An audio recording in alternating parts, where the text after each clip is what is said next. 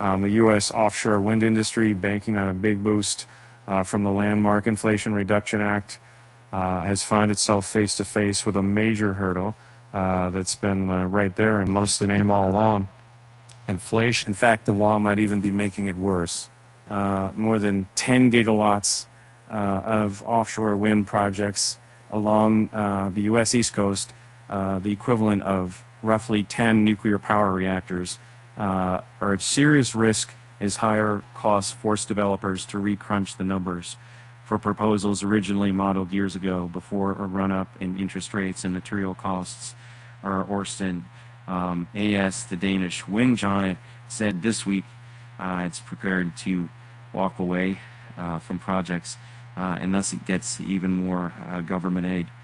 Other developers are already paying tens of billions in penalties to exit contracts that they no longer make financial sense. It's pretty evident that inflationary pressures have blunted the impact of the IRA, said Josh Kreis, a director with Capstone, a Washington-based research group. It wasn't a silver bullet, and Ørsted's warnings are the most concrete example yet of the limits of the IRA, which was hailed as a key driver for America's nascent offshore wind industry. And, while that law provides at least $370 million in grants, tax credits, and other incentives for climate and clean energy projects, that's proving no match for rising inflation and borrowing costs. And by dangling higher incentives for companies sourcing U.S.-made parts, it's fueling demand before the domestic supply chain catches up, driving prices higher still.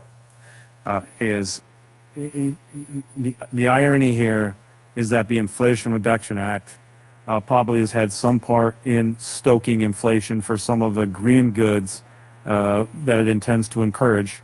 Kevin Book, managing director at Clearview Energy Partners, LLC, the IRA is already spurring construction of new U.S. factories to manufacture critical clean energy gear, but that's lagging behind the new project development, exacerbating the issue in the short term. It takes a long time to stand up a factory. It takes a long time to replace a foreign source supply. And instead, offshore wind developers are confronting rising costs for everything from financing for the multi-billion-dollar projects to the towers, turbines, and foundations needed to support them. Just 2 years ago, they were making plans and inking power purchase agreements based on a projected cost of $77 per megawatt hour, according to Bloomberg MEF. Now, it's $114. John Podesta, top Biden climate advisor, stressed these are the expected challenges of building out an all-new industry. We think that the economics will work out, but obviously the first projects are the most challenging because anytime you're trying to build a new industry, you have to build a supply chain. He said at a Climate Power roundtable in Washington on Thursday, noting that he'd just spoken with Ørsted's North America chief. We're still very optimistic that with the support of the Inflation Reduction Act, offshore wind has a very strong future. And Ørsted last week announced a potential $2.3 billion charge on its U.S. portfolio, citing higher costs and supplier delays.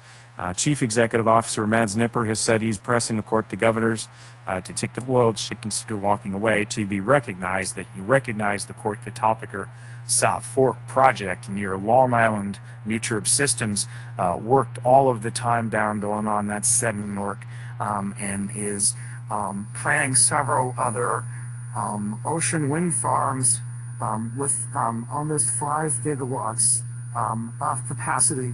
Other companies are already pulling the plug on some deals.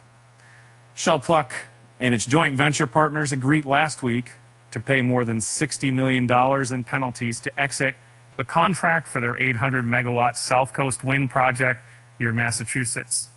Evandrid Inc. in July agreed to pay $49 million to cancel a contract for its 1.2-gigawatt Commonwealth project, also off the coast of Massachusetts.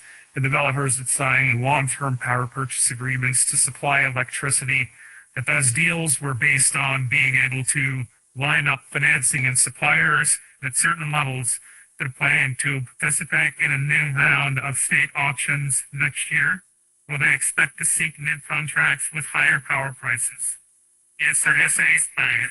This is very high for several years, and they're potentially investing in U.S. coal miner. Yes, I do say. Offshore wind is in trouble in the U.S.